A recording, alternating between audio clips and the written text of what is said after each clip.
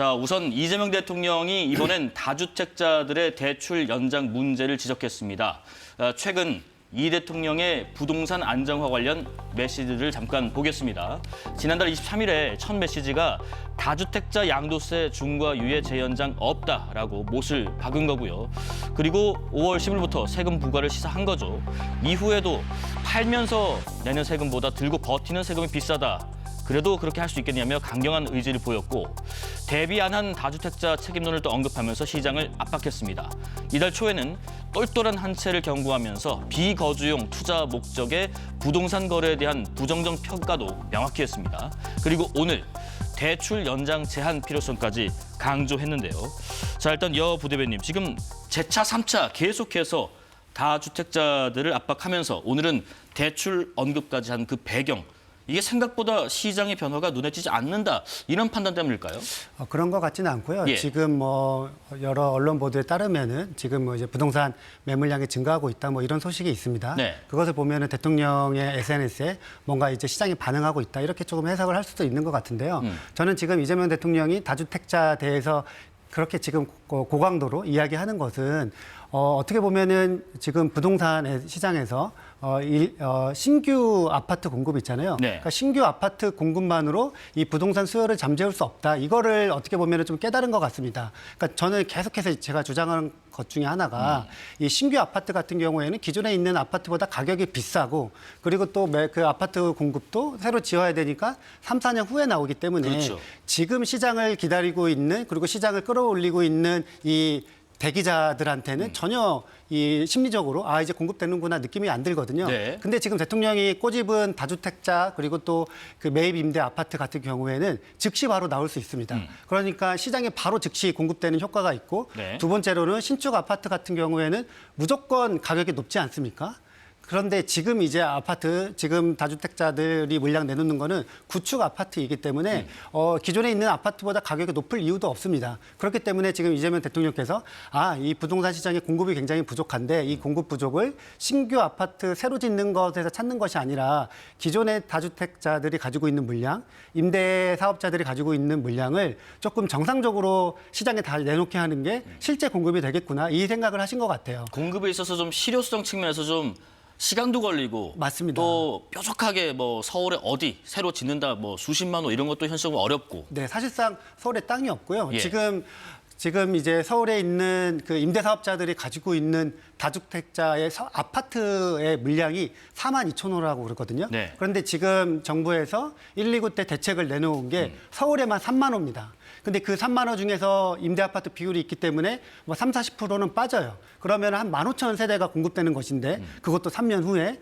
그런데 지금 다주택자들이 가지고 있는 물량은 42,000호이기 때문에 사실은 어떻게 보면 즉시 물량에 나올 수도 있고, 그리고 저는 이게 실제적으로 그 부동산 심리에, 그러니까 투자 심리에 굉장히 영향을 미치는 것 중에 하나가 공급은 나중에 일이니까 신경 안 썼는데 이 물량은 실제 나오면 가격을 떨어뜨릴 수 있는 요인이 되겠다, 이렇게 생각을 해서 부동산 가격이 안정화되겠구나, 이렇게 조금 시장이 그렇게 예측을 할 수 있을 것 같습니다. 예. 그래서 지금 이재명 대통령께서 거기에 집중하고 있다, 이렇게 저는 판단합니다. 정 의원님, 여선홍 부대변께서는 일단 현실적인 얘기를 좀 해주셨는데, 세금 얘기, 그다음에 버틸 수 있겠냐는 얘기, 이번엔 대출 얘기, 이 일련의 어떤 강경한 메시지 추이들 어떻게 보고 계십니까?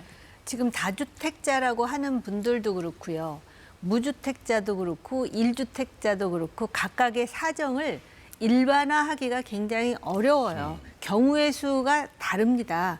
그런데 지금 언론 보도에 따르면 다주택자들이 매물을 내놓고 있다라는 보도가 상당히 심심치 않게 나오는데 네. 과연 대량 매물을 보유하고 있는 임대 사업자가 한꺼번에 매물을 내놓았다라는 언론의 보도는 아직 없어요. 그러니까 4만 채가 있든 5만 채가 있든 이게 한꺼번에 나올 가능성은 저는 개인적으로 없다라고 보고요. 대량 물량 쏟아질 가능성이 좀 낮다. 그거는 이제 향후에 어떤 부동산 정책을 내놓느냐에 따라서 달라지겠지만 네. 더군다나 매물이 나왔는데 사겠다는 사람이 없어요. 왜냐하면은 지금 그 세금 규제를 팔 사람에게만 하는 것도 아니고 사는 사람에게도 세금 규제가 들어가기 때문에 대출 여력도 여의치 않고, 그렇기 때문에 당장 매물이 나오면 당장 사갈 수 있는, 집값이 무슨 한두 푼입니까? 지금 그런 상황이라는 것이고요. 신규 아파트에 대해서 말씀을 하셨는데 아파트 새로 지으면은 분양받아서 들어가기 때문에 아무래도 기존의 구축 아파트라 하더라도 구축 아파트보다는 가격이 굉장히 합리적으로 나오게 돼 있어요. 근데 신축이 여의치가 못한 거예요. 심지어는 어느 지역을 대량 아파트를 공급하겠다 했지만 우리 지역에 왜 지금 아파트가 들어와야 됩니까라고 환영하지 않는 지역도 있어요. 대표적인 곳이 아마 과천 아닐까 합니다. 경마장 근처에. 네. 그렇기 때문에 그럼에도 불구하고 그리고 심지어는 교통부 장관이 인정했잖아요. 문재인 정부의 그 부동산 정책에 재탕인 측면도 있다. 이렇게 얘기까지 했어요. 그럼에도 불구하고 왜 이러한 그 메시지를 계속 내느냐. 이건 개인 생각입니다만은 지방선거가 110일 남았잖아요. 그런데 대통령이 정말 밤을 새고 이 부동산 문제에 대해서 골몰하고 있다라는 인상을 준과 동시에 네. 지금 타겟은 다주택자잖아요.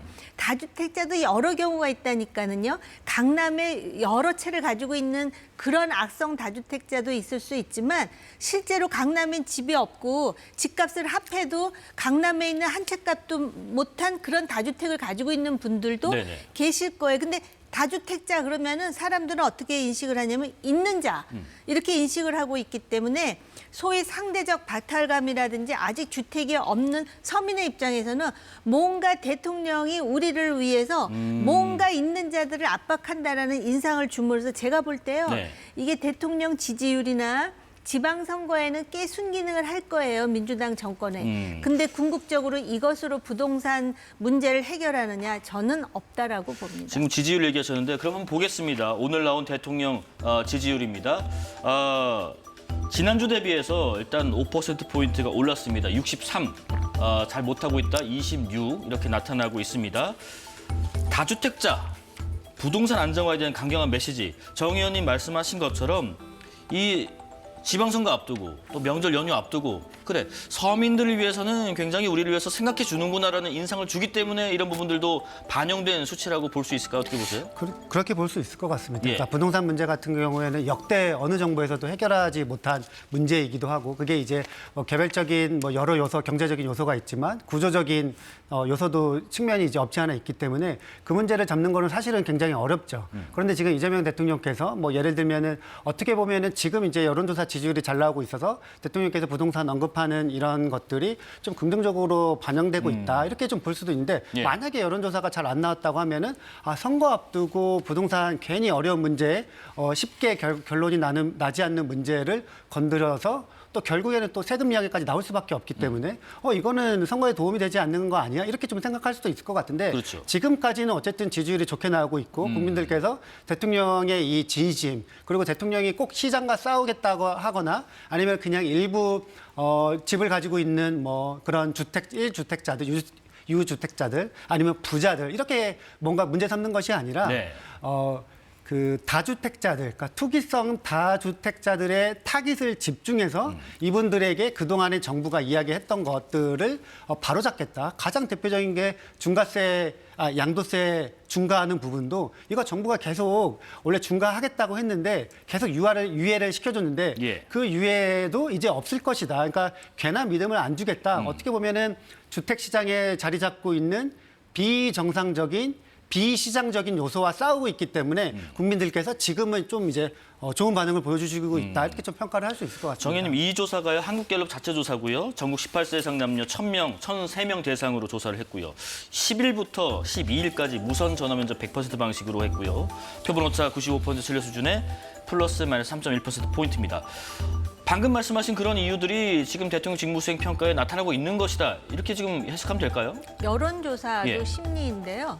일단 이제 외교라든지 이런 것에 대해서 상당히 실용주의적인 성향을 띈다라는 그런 인상을 굳히는 것 같아요. 그런데다가 지금 국민의힘이 야당으로서 견제 기능을 거의 못하고 있는 실정이다 보니까 네.